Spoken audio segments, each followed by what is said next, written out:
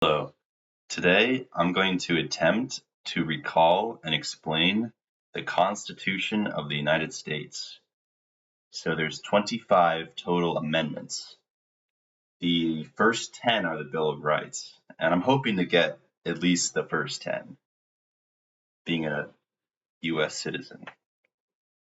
So starting with number 1 is the right to assemble, to free speech, to freedom of religion, and it dictates that the state shall not make any laws concerning any religion.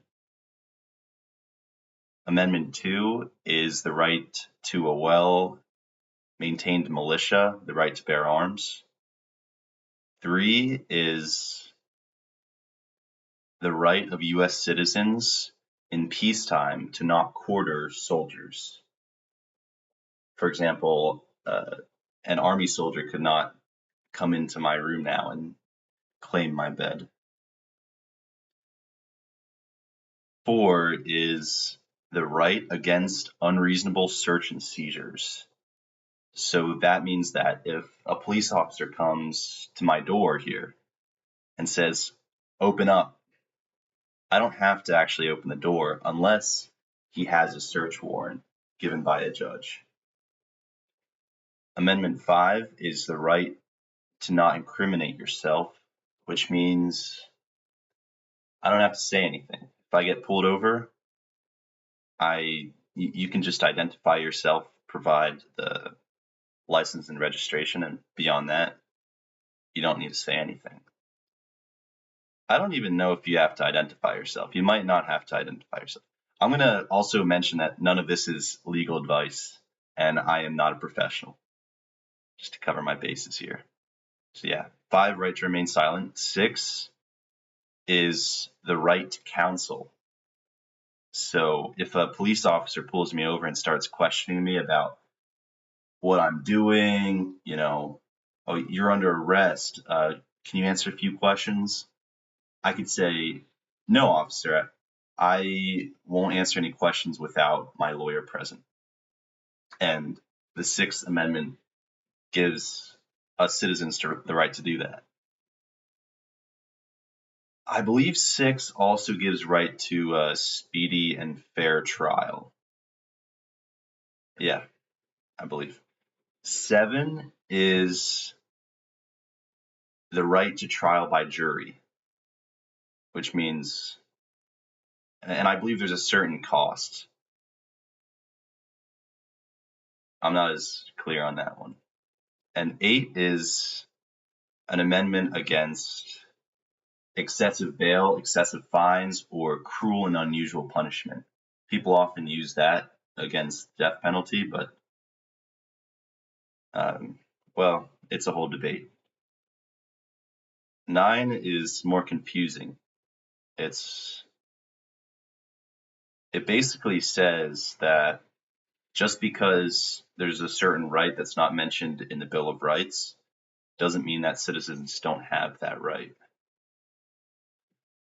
So, for example, nobody explicitly gives me the Constitution does not explicitly say I can eat ice cream on a Sunday, but I still have that right, and the government can't take that away. I didn't explain that very well, sorry. So Amendment 10 is that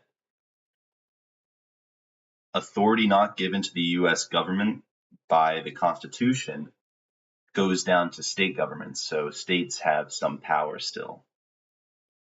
11, I don't know, I couldn't tell you, it always confuses me.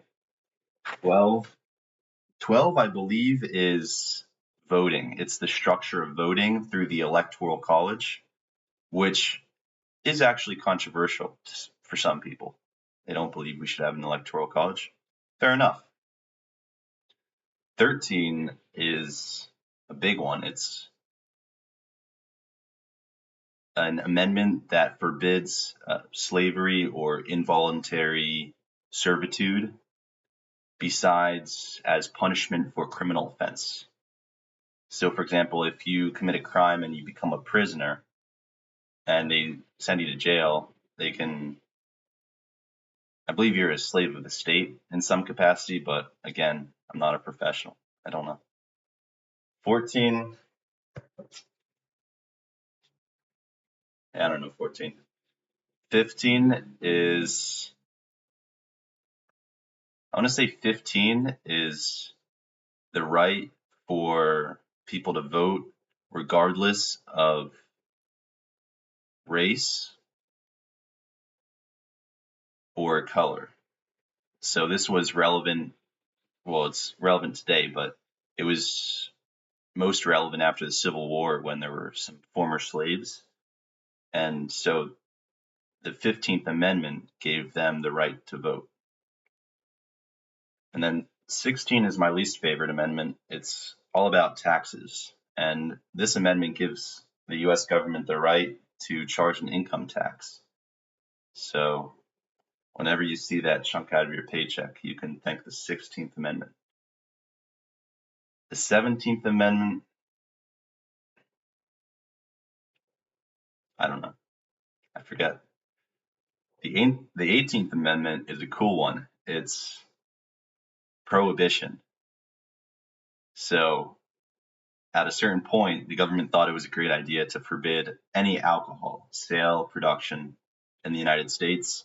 It led to a huge amount of organized crime, which is why we'll get to it, but Amendment 21 repealed Amendment 18, but we'll get there. The 19th Amendment, it's similar to the 15th Amendment, except it's for all genders or sexes to vote. And so this was put in place in 1920s, I want to say, because the women didn't have the right to vote back then. So they ratified, I think is the word, the 19th Amendment. So now women can vote. It's great. And then 20, I forget. 21 we already mentioned. It's the 21 is what repealed 18. So that's why we can buy booze.